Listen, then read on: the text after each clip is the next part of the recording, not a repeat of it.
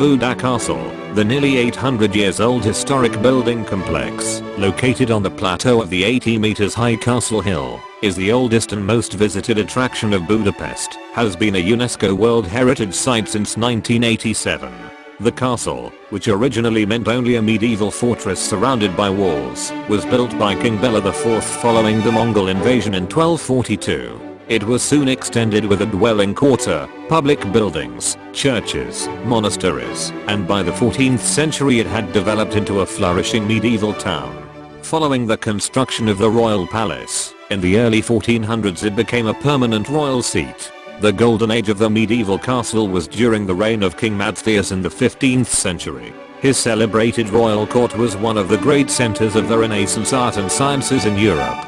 His legacy is the well-known Matthias Church, where he was crowned as king, and held also his two weddings. In 1541 the castle was taken by the Turks, who then controlled most of Hungary for 150 years. The Turks converted the churches into mosques, and transformed the decent medieval castle into a fortified oriental town.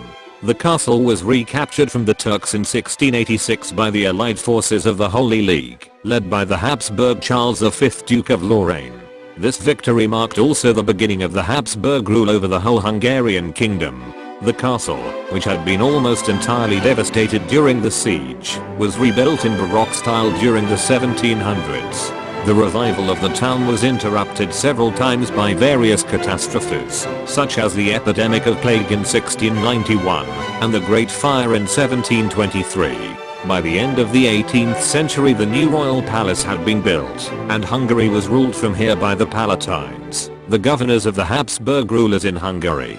During the peaceful second half of the 19th century, the castle had seen one of the greatest revivals of its history.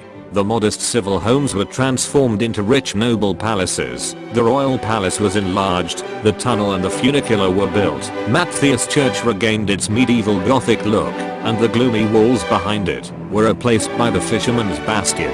The highlight of this period was the 1867 coronation of Franz Joseph I in Matthias Church, that sealed the compromise, and marked the beginning of the Austro Hungarian Empire. Although the empire collapsed in the Great War, and the Hungarian Kingdom left without king, the new Hungarian government administration, led by Governor Miklos Horthy, remained in the castle. His revisionist politics aimed to regain the territory of the great Hungarian Kingdom lost in the First World War, prompted him to ally with Germany, that swept Hungary into the Second World War. The Siege of Budapest, started in April 1944 with British-American air raids, was followed by the Soviet blockade, which by January 1945 had swept the Nazi troops out of Pest. The castle, which accommodated the military headquarters with 40,000 troops, remained the last line of defense. The Red Army bombed the castle during days, destroying the majority of its buildings. Thousands fled to the caves underneath the castle, which earlier had been converted into air raid shelters and a hospital.